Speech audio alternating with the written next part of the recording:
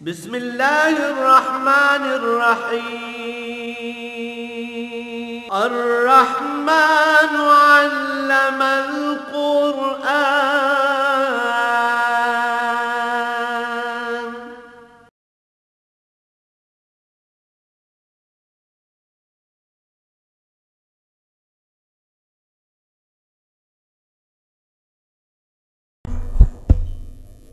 الحمد لله رب العالمين والصلاة والسلام على حبيبه محمد وعلى صحبه أجمعين. أعوذ بالله من الشيطان الرجيم. بسم الله الرحمن الرحيم. وإذا أنزلت سورة أن آمنوا بالله وجاهدوا مع رسوله استأذن قول منهم قالوا ذرنا لكم مع القاعدين رضوا بأن يكونوا مع الخوالف وطبع على قلوبهم فهم لا يفقهون. اللهم سبحانك لا علم لنا إلا ما علمتنا إنك أنت العليم الحكيم. مولاي صل وسلم دائما أبدا على حبيبك خير الخلق كلهم.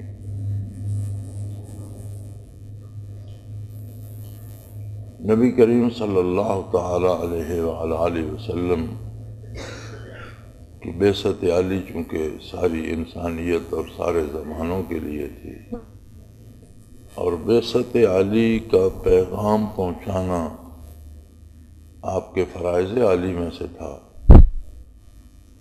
تو نزول وحی سے لے کر ہجرت تک سارے واقعات آپ کے سامنے ہیں اور روزانہ بیان ہوتے ہیں، قرآن حکیم میں بیان ہیں، سیرت کی ساری کتابوں میں ملتے ہیں، اور دیکھا یہ جاتا ہے کہ ایک ایسا عقیدہ جو دنیا بھر میں کہیں نہیں، ایک ایسا نظریہ جس کی مخالفت روئے زمین کے عام آدمی سے لے کر حکمرانوں تک کر رہے ہیں، اور جس کی مخالفت میں دنیا بھر کی تکالیف حضور صلی اللہ علیہ وسلم کو پیش آئیں، لیکن کیا کہیں حضور اکرم صلی اللہ علیہ وآلہ وسلم نے اس عقیدے کو بیان کرنے میں کوئی ذرا بھر تأمل دکھایا؟ پھر صرف عقیدہ ہی نہیں تھا، اس عقیدے کا مطلب یہ تھا، اور آج بھی یہی ہے، کہ جو بھی لا الہ الا اللہ محمد الرسول اللہ صلی اللہ علیہ وآلہ وسلم پڑھتا ہے اور اس پہ یقین کرتا ہے، تو اس کی زندگی کا سارا لاہ عمل اس کے تابع ہو جاتا ہے۔ دنیا میں بے شمار نظام رائج تھے، اور قبائل کے اپنے نظام تھے، قوموں کے اپنے نظام تھے، حکومتوں کے اپنے نظام اپنے اپنے شعور اور اپنے اپنے خواہشات کے مطابق تھے۔ اب ان بے شمار باطل نظاموں کو توڑ کر روئے زمین پر ایک نظام قائم کرنا، اور وہ بھی اس حالت میں کہ اس ایک نظام کی دعوت اللہ کا ایک بندہ صلی اللہ علیہ وآلہ وسلم دے رہا ہو، اس حال میں کہ ان کے پاس نہ دولت دنیا ہو، نہ سرمایہ ہو، نہ فوج ہو، نہ لاؤ لشکر ہو، نہ اقتدار ہو، محض اللہ کے بھروسے پر اللہ کا ایک بندہ صلی اللہ علیہ وآلہ وسلم کھڑا ہو جائے، اور پھر دنیا کفر اپنا پورا زور لگا لے، ہر طرح کی رکاوٹیں کھڑی کر لے، لیکن وہ پیغام پھیلنا شروع ہو جائے، 1 سے 2، 2 سے 4، 4 سے 10، اور اس طرح پھیلتا چلا جائے کہ حکومت بھی بن جائے، سلطنت بھی بن جائے، ریاست بھی بن جائے، فوج بھی بن جائے، اور پھر وہ روئے زمین کی روش کو بدل دے اور تاریخ انسانی کو تباہی کی طرف جانے سے روک کر بلندیوں کی طرف گامزن کر دے۔ اسے اگر آپ بیٹھ کر سوچیں گے تو یہ سب ناممکن نظر آتا ہے۔ اور ہمارا آج کا مسئلہ بھی یہی ہے کہ ہم بات کرنے سے گھبراتے ہیں، اس لیے ہمارے پاس کیا ہے، کیوں اگلا ہماری بات سنے گا، یہ ہمارا مذاق اڑائے گا۔ ایسی تو کوئی بات نہیں ہے، کیونکہ دین میں اور اللہ کے کلام میں اور نبی کریم صلی اللہ علیہ وسلم کی سنت میں خود یہ طاقت ہے کہ وہ شکست نہیں کھاتی، اسے توڑا نہیں جا سکتا، اسے روکا نہیں جا سکتا۔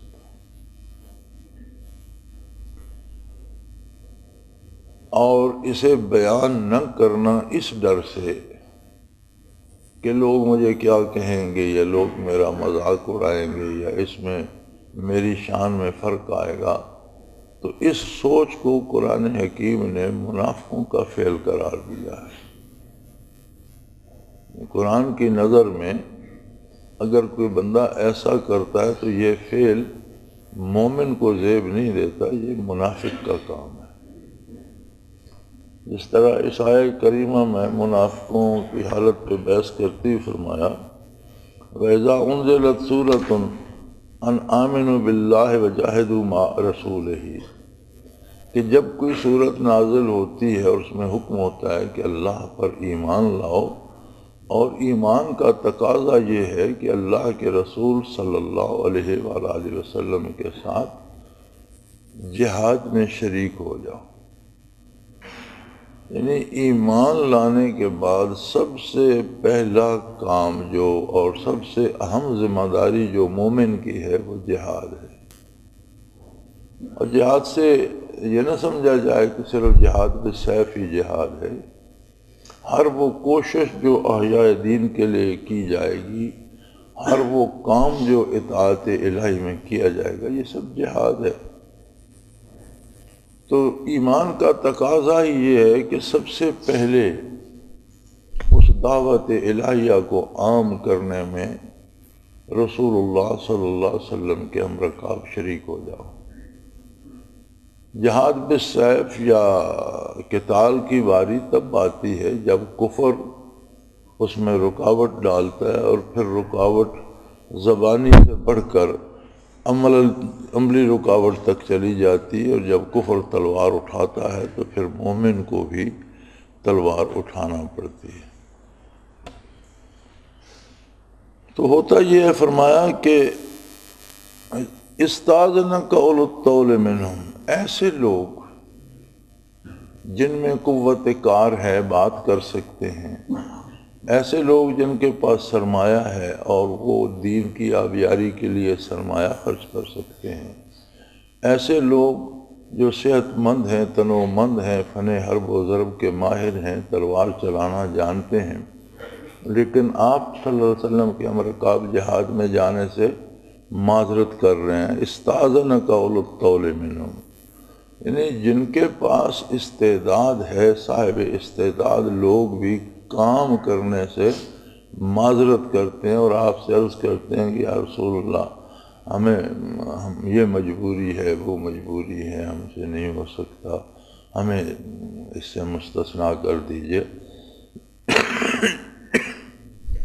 وقالوا ذرنا مع القاعدین، اور عرض یہ کرتے ہیں کہ جو کام نہیں کر رہے ہمیں ان کے ساتھ رہنے دیجئے۔ رضوا بأن یکونوا مع الخوالف، اب وہ اس بات پہ راضی ہو گئے، اس بات پہ خوش ہیں کہ جو پیچھے بیٹھ رہنے والے ہیں، جو کام نہیں کرتے، جنہوں نے کلمہ تو پڑھ لیا، نماز بھی پڑھ لیتے ہیں، روزہ بھی رکھ لیتے ہیں، لیکن دین کی بات کرنے سے گھبراتے ہیں، اسلامی ریاست کے دفاع کے لیے تلوار اٹھانے سے گھبراتے ہیں، دین کے نام پر خرچ کرنے سے گھبراتے ہیں، اور کہتے ہیں بس ٹھیک ہے، ہم نماز روزہ کر رہے ہیں تو ٹھیک ہو رہا ہے۔ فرمایا طبع علی قلوبہم، یہ ایسا جرم ہے کہ ان کے دلوں پر مہر کر دی جائے۔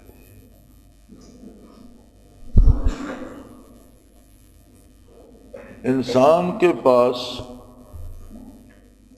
سب سے قیمتی سرمایہ دل ہے۔ نبی علیہ الصلوۃ والسلام کا ارشاد ہے کہ انسان کے جسم میں گوشت کا ایک لوتھڑا ہے، اگر وہ درست ہو جائے تو سارا بدن درست ہو جاتا ہے، سارے معاملات درست ہو جاتے ہیں۔ اذا صلح صلح الجسد کلہ، جب وہ درست ہو جاتا ہے تو سارا بدن درست ہو۔ بدن کی درستی ہے سارے معاملات کے ساتھ، پھر اس کے روزی رزق کے معاملات، اس کے عبادت کے معاملات، اس کے عقائد کے معاملات، دنیا کے معاملات، آخرت کے معاملات، تمام ہر جگہ درستی ہو جاتی ہے۔ وَإِذَا فَسَدَ، اور اگر اس میں فساد آ جائے، خرابی آ جائے، فسدت الجسد کلہ، تو سارے کا سارا نظام، سارا بدن، اس کی ضرورتیں، اس کا انجام، اس کی دنیا، اس کی آخرت، ہر چیز تباہ ہو جاتی ہے۔ فرمایا الا وہی القلب، اچھی طرح جان لو یہ دل ہے۔ یہ دل ہی وہ نعمت ہے جسے معرفت الہی کی توفیق نصیب ہوتی ہے، جس میں عشق رسول پیدا ہوتا ہے، جو محبت تجلیات الہی بنتا ہے۔ تو اگر دل ہی بگڑ جائے یا ایسا کام کیا جائے کہ اللہ کریم ناراض ہو کر اسے ریزہ ریزہ کر دیں، توڑ پھوڑ دیں، یعنی وہ کام کرنے کے قابل ہی نہ رہے، وَطُبِعَ عَلَىٰ قُلُوبِهِمْ، ان کے دلوں کو ناکارہ کر دیا جاتا ہے، ختم کر دیا جاتا ہے، پھر وہ صرف ایک خون پہنچانے کی مشین رہ جاتی ہے، اس میں وہ اوصاف جو انسانی قلوب کے ہیں وہ ختم کر دیے جاتے ہیں۔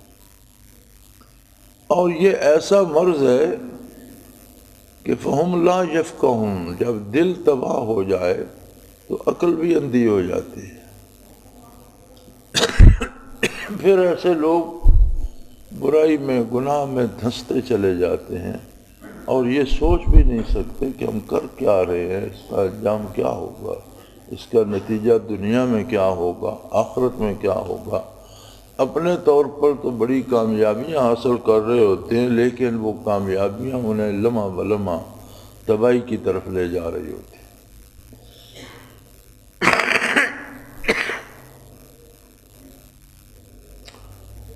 یہ ساری مصیبت جو ہے یہ نفاق کی ہے۔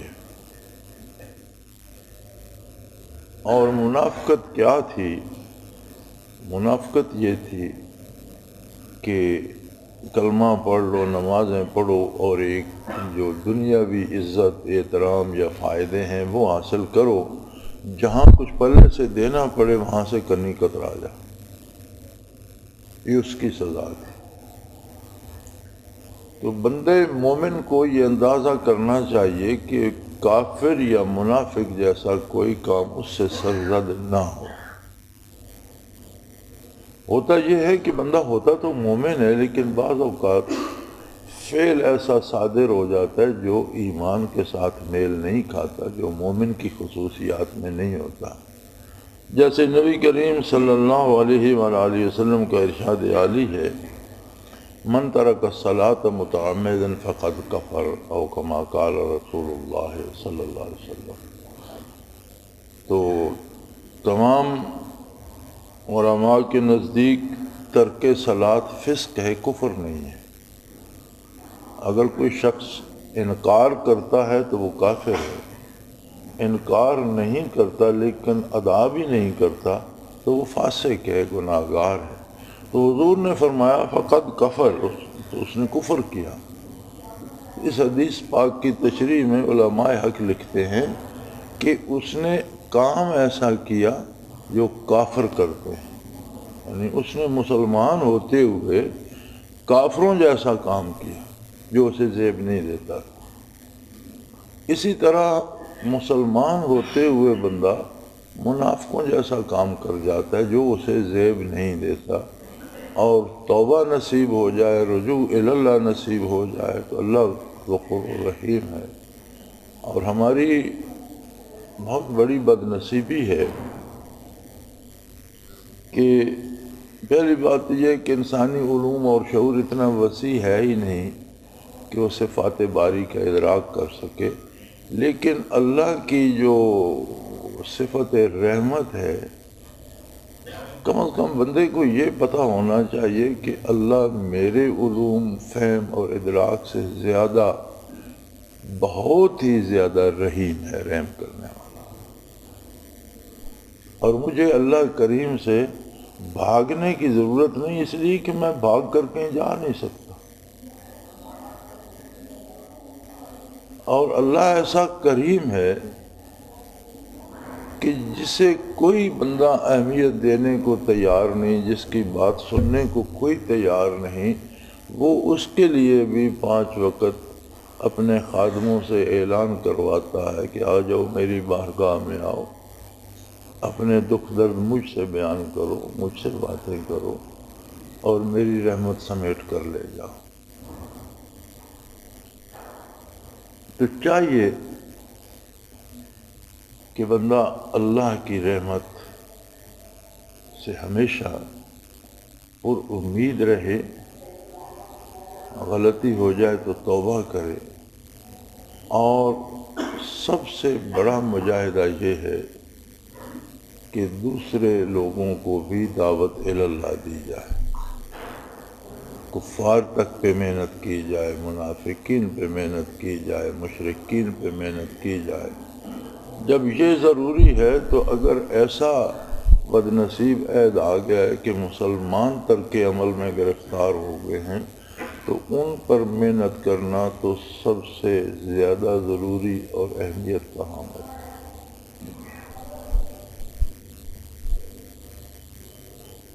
تو 2 باتیں ہوتی ہیں۔ بعض بزرگوں نے لکھا کہ نبوت کا اظہار واجب ہے اور ولایت کا استتار واجب ہے، کہ نبوت کو ظاہر کرنا ضروری ہے اور ولایت کو چھپانا ضروری ہے۔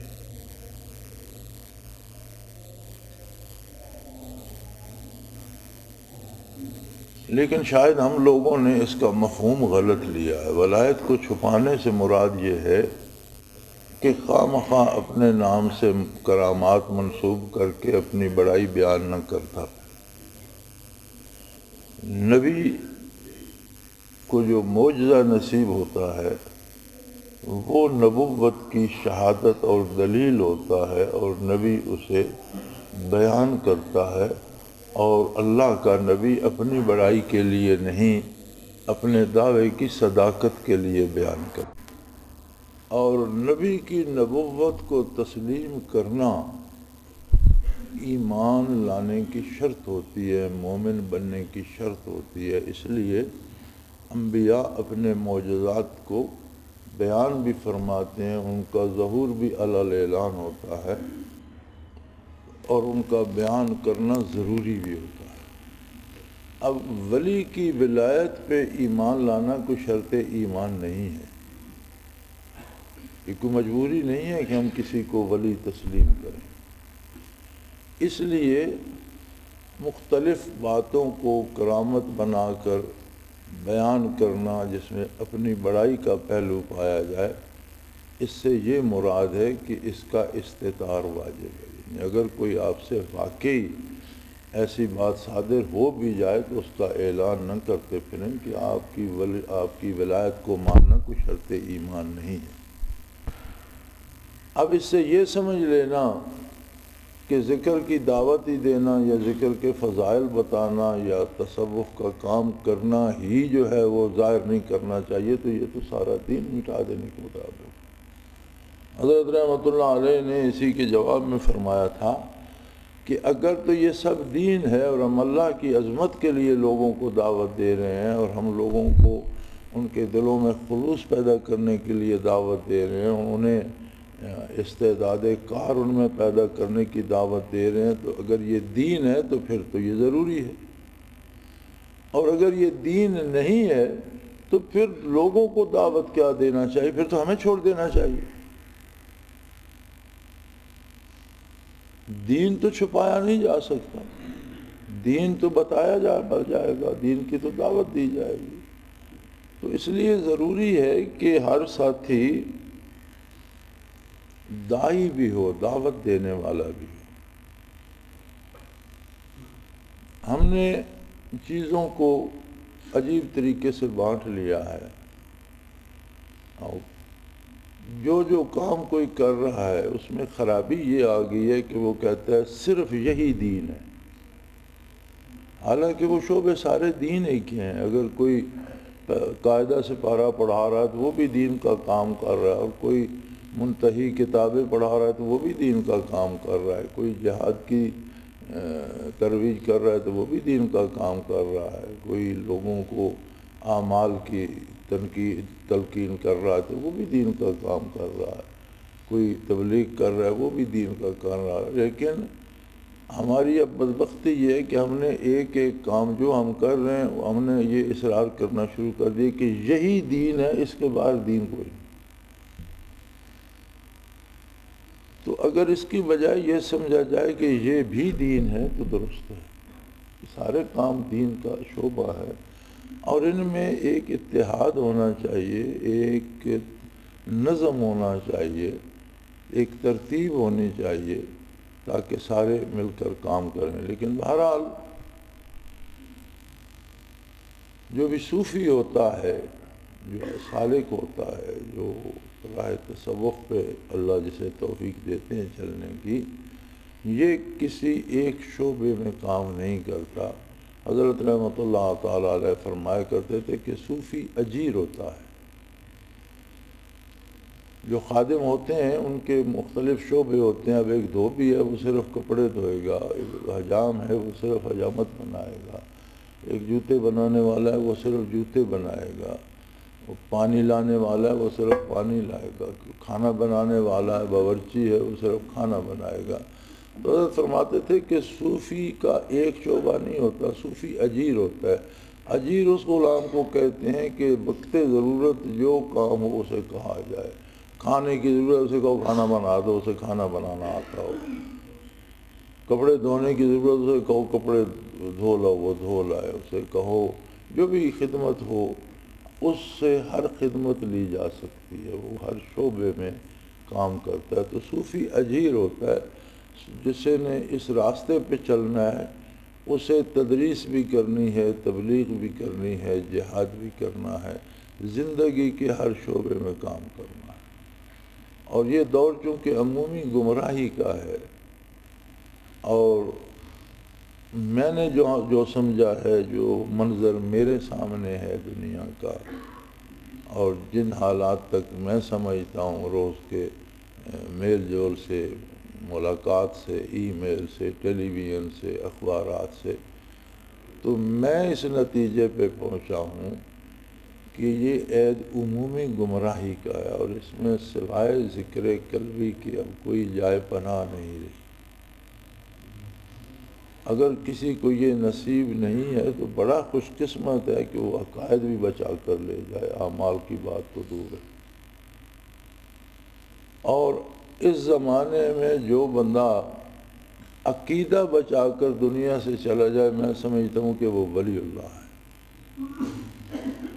اس پر اللہ کی بہت بڑی رحمت ہے۔ تو یہ ذکر قلبی اگر کسی کو بہت کم فائدہ ہو تو یہ ضرور ہوتا ہے کہ اس کے عقائد درست ہو جائے، ورنہ توفیق عمل بھی ہو جاتی ہے اور خلوص کے ساتھ عمل کرنے کی توفیق ہو جاتی ہے۔ تو یہ ہم سب کے ذمے ہے کہ ہم اس کے لیے کوشش کریں، محنت کریں، یہ بات دوسروں تک پہنچائیں۔ اور اس زمانے میں جب مشرک اور کافر بندروں اور چوہوں اور جانوروں کی پرستش کی دعوت انٹرنیشنل میڈیا پر دے رہے ہیں، مجھے سمجھ نہیں آتی کہ مسلمان حق پر ہونے کے باوجود کیوں گھبراتا ہے۔ یعنی کافر کفر کی ترویج علی اعلان کر رہے ہیں، عیسائی اپنی بیہودگی علی اعلان بیان کر رہے ہیں، یہودی اپنی فضول اور باطل آراء ڈنکے کی چوٹ بیان کر رہے ہیں، تو مسلمان کو اور پھر صوفی کو گھبرانے کی کیا ضرورت ہے؟ تو یہ جو جھجک ہے، یہ جو گھبراہٹ ہے، یہ نقصان کا سبب ہے، اور یہ بتاتی یہ ہے کہ بندہ گھبراتا تب ہے جب اسے خود یقین نہیں ہوتا۔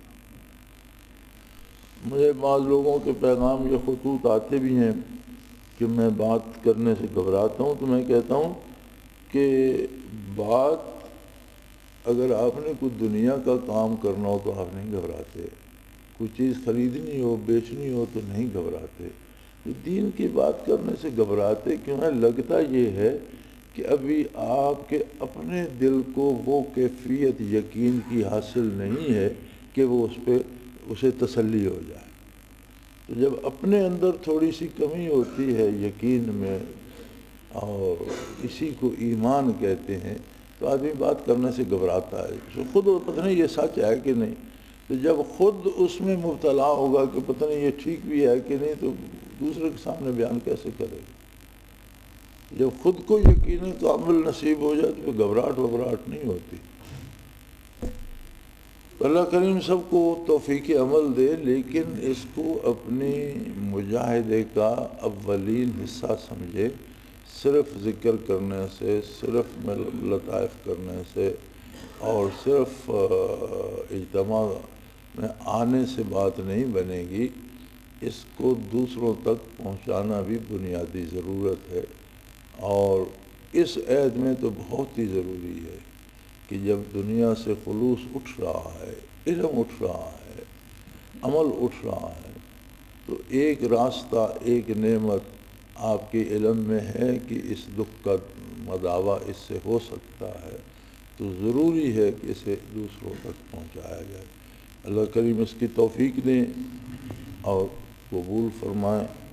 میری طبیعت آج کچھ زیادہ ٹھیک نہیں ہے، میں لمبی بات نہیں کر سکتا، اور لمبی بات کرنا کوئی ضروری بھی نہیں ہے، بات مقصد کی اور مقصد کے مطابق ہونی چاہیے۔ دعا کرتا ہوں کہ اللہ کریم سب احباب کو یقین کامل کی دولت سے مالا مال کرے، اور سب کو دین کی خدمت کرنے کا موقع نصیب فرمائے، اور سب کی دنیا و آخرت کو اپنی رحمت سے سنوار دے۔ وآخر دعوانا ان الحمدللہ رب العالمین۔ اللہم صلی علی محمد النبی الأمی وآلہ وصحبہ وبارک وسلم۔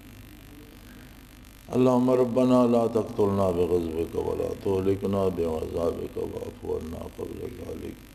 اللہم ربنا لا تسلط علینا من لا یرحمنا، انت ولینا فی سفرنا وحضرنا فی مالنا وآلنا، انت ولینا فی الدنیا والآخرہ، توفنا مسلمین والحقنا بالصالحین۔ اللہم ربنا اتمم لنا نورنا واغفر لنا ذنوبنا وقنا عذاب النار۔ اللہم ربنا وفقنا لما تحب وترضى واجعل آخرتنا خیر من الأولى۔ اللہم ربنا سهل لنا امورنا كلها في دیننا ودنیانا۔ اللہم رب یسر رب یسر رب یسر ولا تعسر وتمم بالخیر۔ اللہم انصر الاسلام والمسلمین، اللہم اید الاسلام والمسلمین، اللہم اعز الاسلام والمسلمین انک علی کل شیء قدیر۔ اللہم ربنا انزل علینا من السماء ماء مبارکا نافعا غیر ضار نافعا غیر ضار نافعا غیر ضار، هو الذی ينزل الغیث من بعد ما قنطوا وینشر رحمته وهو الولی الحمید وهو الولی الحمید وهو الولی الحمید۔ وصلی اللہ تعالی علی حبیبہ محمد برحمتک یا رحمت۔ اللہ اللہ اللہ اللہ اللہ اللہ اللہ الله.